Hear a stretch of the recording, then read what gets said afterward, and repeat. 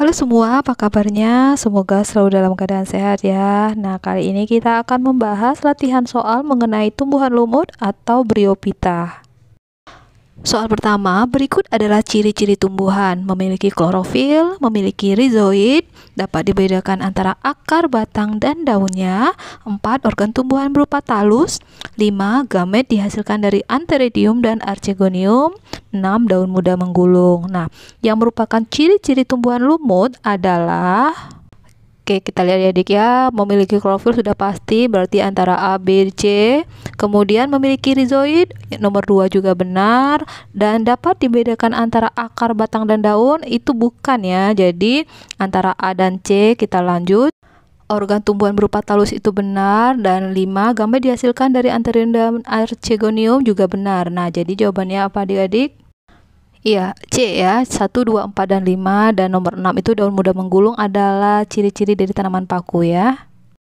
Berikutnya, urutan yang benar bagian-bagian sporofit tumbuhan lumut daun dari ujung ke pangkal adalah, oke, kita lihat saja adik-adik ya, bahwa operculum berarti antara A dan B, itu yang pertama. Kemudian ujung ke pangkal ya adalah sesuai dengan gambar peristom ya, lalu anulus dan kapsul, berarti jawabannya adalah A. Nah, soal berikutnya, suatu badan tempat terkumpulnya sporangium terletak di atas gametofitnya tumbuhan lumut disebut apakah asporogonium, sporangium, archegonium, protonema, atau protalium? Oke, sudah jelas jawabannya adalah A ya, yang menjadi badan tempat berkumpulnya sporangium. Nah, kalau sporangium sendiri merupakan kantong penghasil spora ya adik-adik, dan archegonium adalah badan penghasil sel telur. Protonema merupakan spora yang tumbuh di tempat yang tepat ya, jadi hasil dari pertumbuhan spora selanjutnya. Nah, protalium sendiri ada pada tumbuhan paku. Soal berikutnya, perhatikan bagan daur metagenesis lumut berikut. Di sana ada spora, lalu A, tumbuhan lumut, ke kanannya ada gametofit, dan ke bawah ada B dan C. Lalu B, tumbuh menjadi sperma, C, ada ovum di bawahnya, zigot sporogonium, ada D. Nah, pertanyaannya, nah, bagian di atas yang menggambarkan siklus hidup Bryophyta, nah urutan yang tepatnya bagian A, B, C, dan D adalah, nah kita tahu spora akan tumbuh menjadi protonema. Jadi A adalah protonema, berarti antara B, C, lalu B-nya tumbuhan lumut, di bawah di atas sperma berarti adalah antheridium.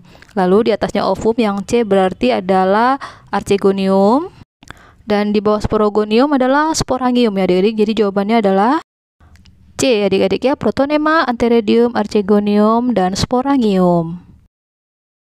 Soal berikutnya, pada pergiliran keturunan lumut diperoleh 1 spora, 2 protonema, 3 sporogonium, 4 tumbuhan lumut. Nah, dari data di atas, urutan daur hidup yang benar adalah, tadi sebenarnya udah adik-adik ya, langsung saja kita lihat. Pertama adalah spora, 1, tumbuh menjadi protonema, berarti urutannya 2, lalu protonema akan tumbuh menjadi tumbuhan lumut, 4, dan terakhir baru sporogonium. Jadi 1, 2, 4, 3 jawabannya adalah A ya.